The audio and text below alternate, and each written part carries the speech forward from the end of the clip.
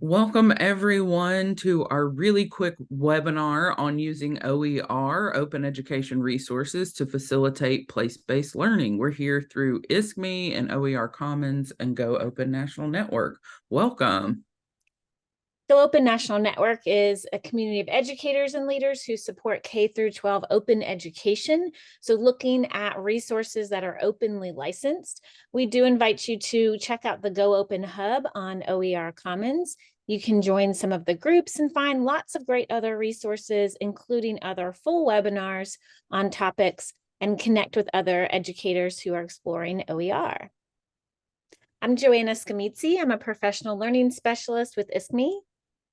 I'm Christina Spears, and I'm an education consultant focusing on culturally relevant curriculum and pedagogy. First, we want to develop this common understanding of what are OER. Open educational resources are resources that are openly licensed. So they have been given either a Creative Commons license or released to the public domain so that they can be not only freely available at no cost, but also shareable. And especially the hope is to be modifiable so that you can customize resources for your own students, for your own context, and for your local setting. There are lots of benefits of using OERs for educators like me and you and Joanna. One of those is that educators have a real investment in this curriculum. It's sort of for teachers by teachers. And as Joanna said, these resources can be customized, contextualized. We like to say they can be remixed to meet all the needs of all of your students, whether that's students with disabilities, students of color, students in different locations, which we're going to talk about today. And as a result, students can see themselves reflected in their learning. And it's a real way to build relationships with your students and become more engaged together in the teaching and learning process. So let's start by using a climate example for an open education resource. One of the easiest ways to find OER isn't on just any search platform, but by going to OER Commons, which is a global digital library of OER. So when I searched climate change in water, there's over 673 results that I can sort and add additional filters. We're going to look today at this climate change and water resource from the United States Forest Service.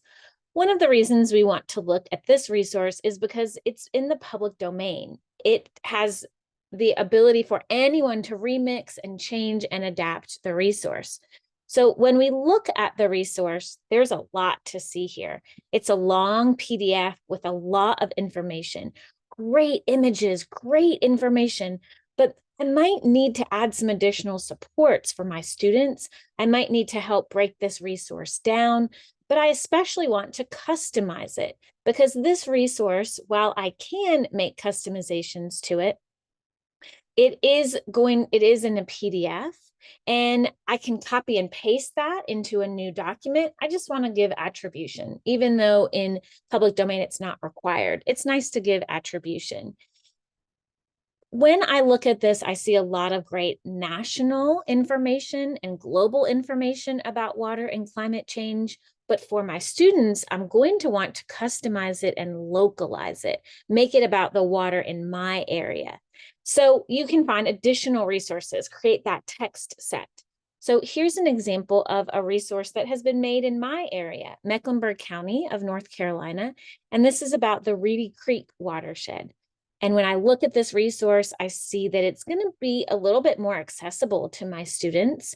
There's vocabulary and maps and images, especially local images and local context.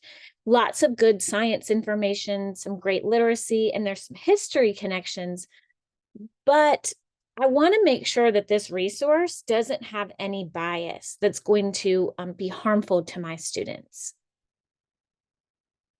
And we know as educators, there can be bias in materials that we make because we have individual biases, right? So, and Joanna and I found that educators needed a tool to really interrogate the possible harmful bias that might exist in our curriculum materials as we create and customize them. So we developed a tool for identifying bias back in 2020. This tool has 12 identity categories: race, geographic location on your screen, disability, body size, 12 different categories that you can use. But when you first come to this tool and come to this resource like Joanna showed, we recommend just looking at one identity marker or one identity category, sort of the easiest or most accessible one in relationship to the content that you're exploring with your student. So the question is, what identity categories relates to this particular resource really easily? We're talking about a watershed in Reedy Creek in Mecklenburg County where Joanna lives. So we're going to talk about geographic setting and location and just really hone in on that one indicator. The first question is represented across all 12. Have you considered your own beliefs about geographic location discrimination? So I might just think for myself and with my students, where do I live? What rivers and watersheds are around me? Where do I get my water? What do I know about it? Have I ever taken pictures in my neighborhood around the rivers and creeks and lakes? Right. So I might just think about that and maybe do an activity with my student. And then when we look at the resource, we might ask specific questions about it. Does this source pertain to certain areas of the world? Well, yeah, where we live. And that's really important to make connections with our students, right?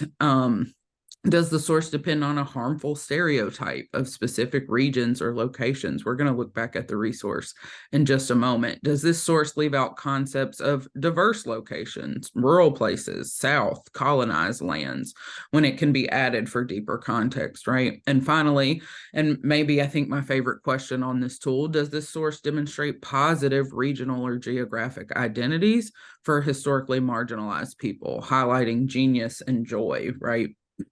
So that's what our tool looks like. Now let's go back to our resource on the next slide. And we're just honing in on one piece of the resource, one piece of the text here on the right side of your screen. If we remember those questions I just read, I want us to hone in on some really easy bias that can be seen in this Did You Know section. So on bullet number the second to last bullet, it talks about the Yadkin PD watershed as part of the river, right? And then the next bullet after that names where we get the names of the creek in that Mecklenburg area: McAlpine, McDowell, McIntyre.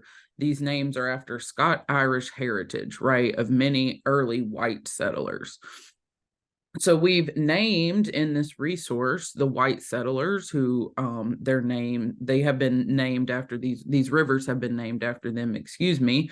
But in the bullet right before, we don't give homage to or name where Yadkin PD comes from. And in our area here in North Carolina, we know that that is indigenous peoples, the names of tribes and different folks here in North Carolina who originally inhabited this land before it was colonized.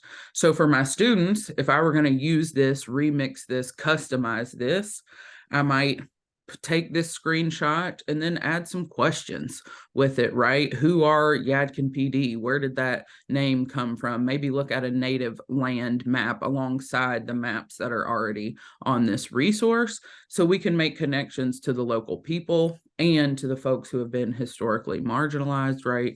To make deeper connections with our students, to make sure our resources are culturally relevant and the instruction we use is culturally relevant pedagogy as well. So that's one way you can use this tool to remix or customize resources for your students using the OER Commons as a place to start.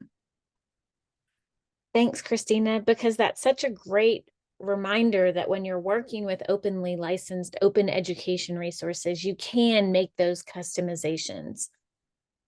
If you're interested in further climate curation resources, you can visit the Climate Curation Working Group and the Climate Education Hub. But really, we just want to invite you to curate OER, remix them, create and share Once one person makes these modifications to the resource, then it can be openly shared and openly remixed. This template could be used to create a resource about water in any geographic area. But once we start to really name those pieces about, hey, let's call out, why are these things named this way? And why are we putting focus on this versus something else? That's when we create this broader open education community. So we look forward to joining you on Go Open Network. You can join the newsletter, visit us on LinkedIn or Twitter, and you can reach out to me for further engagement. Thanks very much. Thank you.